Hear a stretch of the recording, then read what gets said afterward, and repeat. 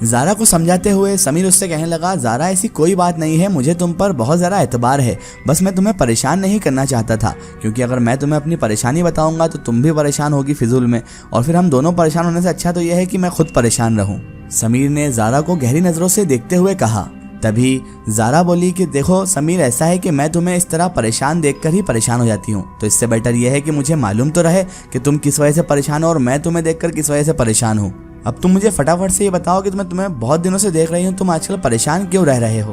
तो समीर ने भी तंग आकर अपनी सारी बात ज़ारा के मद्देनजर रख दी, ज़ारा को बता दी कि किस तरह उसे एक ख्वाब परेशान कर रहा है और किस तरह उसके साथ वो अजीबोगरीब ख्वाब रोज उसे मुसलसल दिख रहा है, जिसे सुनकर ज़ारा की हक्की बक्की रह गई और उसकी फ्यूज उड़ गए और वो और ज़रा परेशान हो गई। उसके बाद समीर ने उसे कहा, देखा मैंने कहा था ना तुम परेशान हो जाओगी, लेकिन फिक्र मत करो, तुम्हें परेशान होने की कोई ज़रूरत नहीं है। सुल्तान बाबा ने हमारी मदद करने का हमसे वादा किया है और वो हमारी मदद ज़रूर करेंगे, उन्होंने हमसे कहा है। समीर ने ज़ारा का हाथ आहिस्ता से दबाते हुए कहा तो ज़ारा हल्के से मुस्कुरा दी। उसके बाद वो वहाँ से उठकर वापस इमरान के पास आ गया। इमरान और समीर इस वक्त सुल्तान बाबा के पास ही बैठे हुए थे। सुल्तान बाबा ने इनको देखते ही फरमा दिया कि बेटा, मैंने कल रात को अमल किया था और मैं अब बात की तह तक पहुंच चुका हूं और मैं सब कुछ मामला पूरी तरह से समझ चुका हूं। सुल्तान बाबा ने समीर को गहरी नजरों से देखते हुए कहा था। तभी समीर बोला, सच कह रहे हैं आप बाबा जी, क्या आप वाकई मेरे ख्वाब का राज जान गए हैं? मुझे जल्दी से बताइए। समीर खुश हो गया था क्योंकि उसे लगा था कि उसकी मुसीबत का हल अब निकल चुका है। तभी सुल्तान बाबा ने अपनी चुप्पी तोड़ते हुए कहा, हाँ बेटा, मैं तुम्हारे ख्वाब का राज जान गया हूँ। तुम्हारे ख्वाब के राज के पीछे एक बहुत बड़ी कहानी छुपी हुई है जिसे मैंने जान लिया है। तभी इमरान ने तजस्सुस से पूछा, कैसी कहानी है वो बाबा जी, कौन सी कहानी आप जान चुके हैं?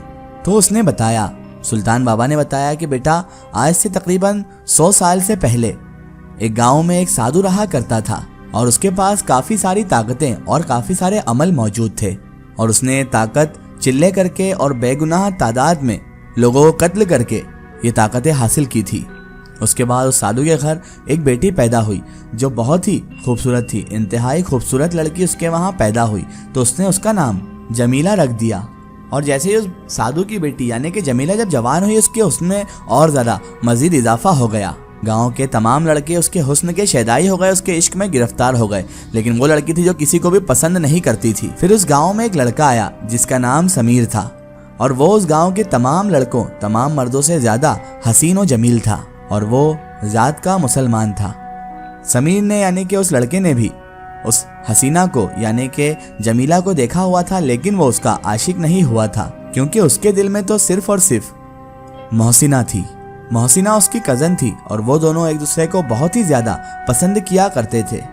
लेकिन इधर जमीला ने जब समीर को देखा तो वो उसी की होकर रह गई थी। उसने इतना खूबसूरत लड़का अभी तक अपने गांव में क्या, अपनी पूरी ज़िंदगी में भी नहीं देखा था। और इधर जमीला समीर को पसंद करने लगी थी और उसके दिल में सिर्फ और सिर्फ समीर ही समीर दिखाई दे रहा था और उसके दिल में समीर के लिए अब प्यार ही प्यार उमड़ चुका था और वो दीवानगी की हद तक अब समीर को चाहने लगी थी। फिर एक दिन उस साधु ने अपने पास उस जमीला नामी लड़की यानी कि उसकी खुद की लड़की को बुलाया और अपनी सारी तमाम तर ताकतें उसको सुपुर्द कर दी। और उसके कुछ ही दिनों बाद वो साधु मर गया और सारी ताकतें अब जमीला को मिल चुकी थी।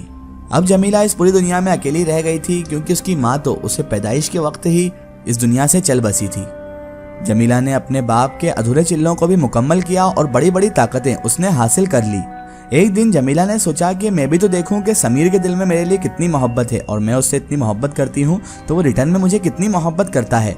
तो उसने एक अमल पढ़ा और वो समीर के दिल का हाल जानने लग गई। लेकिन जब उसने उसके दिल का हाल मामूल किया तो उसकी सोच के बिल्कुल उल्टा उसे समीर का दिल मालूम हुआ, क्योंकि समीर के दिल में तो उस वक्त सिर्फ और सिर्फ मोहसिना ही मौजूद थी। जैसे ही उसे ये कड़वा सच मालूम पड़ा कि उसके दिल में जमीला नहीं बल्कि मोहसिना है तो वो बहुत ज़्यादा गुस्से में आ गई और गुस्से से लाल हो गई। और उसके बाद उसने अपनी खुन्नस में, अपने बदले में, अपने इंतकाम में निहायत ही बुरी तरीके से मोहसिना को कत्ल कर दिया। और उसकी उस ताकतों की वजह से, उन शक्तिशाली शक्तियों की वजह से किसी को भी उस पर शक ना हुआ कि मोहसिना का कत्ल जमीला ने ही किया है। वो तो सबकी नज़रों में मासूम बनी हुई थी और सबकी नज़रों में निर्दोष ही थी। और उसके कुछ ही दिन बाद उसने समीर के सामने अपना इजहार मोहब्बत कर ही दिया। उसे बता दिया कि वो उससे बेइंतहा मोहब्बत करती है। लेकिन उसकी इतनी मोहब्बत के बावजूद भी समीर ने साफ साफ इनकार कर दिया कि वो उससे मोहब्बत नहीं करता है। उसके दिल में तो अब भी मोहसिना ही है। उसके इनकार की सिर्फ दो वजह थी, और वो थी कि एक तो उसके दिल में मोहसिना का प्यार मौजूद था और दूसरी जमीला हिंदू कौम की थी। और इधर जमीला के बाप ने अपने चिल्लों को मुकम्मल करने के लिए कई मुसलमानों का कत्ल भी किया था। उसमें ऐसा नहीं कि सिर्फ मुसलमान ही थे, कई गैर मुस्लिम लोगों का भी उसने कत्ल कर दिया था अपनी ताकतें हासिल करने के लिए। जमीला से समीर का ये इनकार बर्दाश्त ना हुआ और फिर जमीला समीर को एक वीराने में ले आई और उसने समीर से कह दिया कि या तो तुम मुझसे शादी कर लो या फिर हिंदू भी हो जाओ, ताकि हमें कोई अड़चन ना हो और हमारे बीच कोई रुकावट भी ना हो। लेकिन समीर ने ये सब काम करने से इनकार कर दिया, तो फिर जमीला ने उसे निहायत भयानक तरीके से कत्ल कर दिया, यानी कि उसने अपनी मोहब्बत को भी मौत के घाट उतार दिया। लेकिन इसके बावजूद भी उसके इंतकाम की आग ठंडी ना हुई और उसे चैन ना आया, इसलिए जमीला उसके बाद समीर का पूरा गोश्त नोच नोच कर खा गई और फिर समीर के ढांचे को वहीं पर कब्र खोदकर उसी जगह पर दफन भी कर दिया उसने। उसके बाद जमीला ने एक भयानक चिल्ला करने का सोचा और उस चिल्ले के जरिए वो समीर को दोबारा जिंदा करना चाहती थी और अपना गुलाम बनाकर अपने साथ रखना चाहती थी। लिहाजा उसने समीर की कब्र जहां पर उसने उसको खुद दफनाया था वहीं पर बैठकर एक चिल्ला करना शुरू किया। वो चिल्ला निहायत ही खतरनाक था। चिल्ला नाकाम होने की सूरत में वो खुद भी मौत के घाट उतर जाती और इस कब्र में ही दफन हो जाती। इतना खतरनाक चिल्ला करने वो अब बैठ चुकी थी। आखिरकार बहुत ही मेहनत और मशक्कत और बहुत सी मुश्किलों के बाद जमीला ने वो चिल्ला तो मुकम्मल कर लिया, लेकिन वो फिर भी समीर को हासिल ना कर सकी। लेकिन उस चिल्ले का जमीला को एक फ़ायदा हुआ था और वो था ये कि उसे अब इल्म हो चुका था कि आज से 100 साल बाद इस दुनिया में एक लड़का पैदा होगा और वो हूबहू समीर जैसा ही होगा, बल्कि उसका नाम भी समीर ही होगा। और आज से तकरीबन 100 साल बाद वो लड़का पैदा होगा। और अगर 100 साल बाद पैदा होने वाले समीर को 100 साल पहले जिसे जिंदा दफन किया गया था, नोच नोच कर गोश्त खा के जिसको जमीला ने दफन किया था, उसी कब्र में अगर इस समीर को दफन कर दिया जाएगा तो जमीला का समीर जिंदा हो जाएगा। लिहाजा जमीला आज तक उस कब्र में बैठकर चिल्ला कर रही है और वो लड़का और कोई नहीं बल्कि तुम ही हो समीर। सुल्तान बाबा तमाम कहानी सुनाकर खामोश हो गए और इधर इमरान और समीर दोनों एक दूसरे को हैरत से देखने लगे। तभी सुल्तान बाबा बोले कि अब जमीला में 100 साल चिल्ला करने के बाद इतनी ज़्यादा ताकत आ गई है कि वो तुम्हें ख्वाब में भी नजर आने लगी है।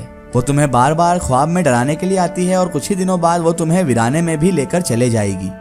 तभी सुल्तान बाबा की बात सुनकर समीर ने डरते डरते कहा, क्या कह रहे हैं आप बाबा साहब, ये सब मेरे साथ हो जाएगा और मुझे पता भी ना चलेगा। सुल्तान बाबा कहने लगे, समीर तुम ये बात मानो या ना मानो लेकिन ये एक कड़वा सच है, लेकिन तुम फिक्र मत करो, मैं उसे ऐसा नहीं करने दूंगा, लेकिन उसके लिए समीर तुम्हें भी मेहनत करना होगी।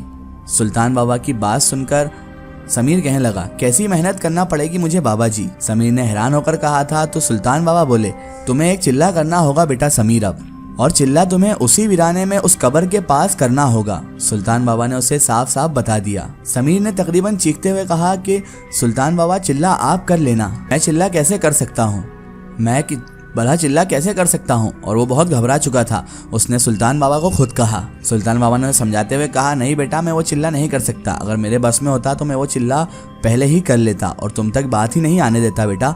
वो चिल्ला तो सिर्फ और सिर्फ तुम्हें ही करना होगा, तुम्हारे बदले वो कोई और नहीं कर सकता। इसका एक स्टोरी हम देखेंगे इसके अगले पार्ट में।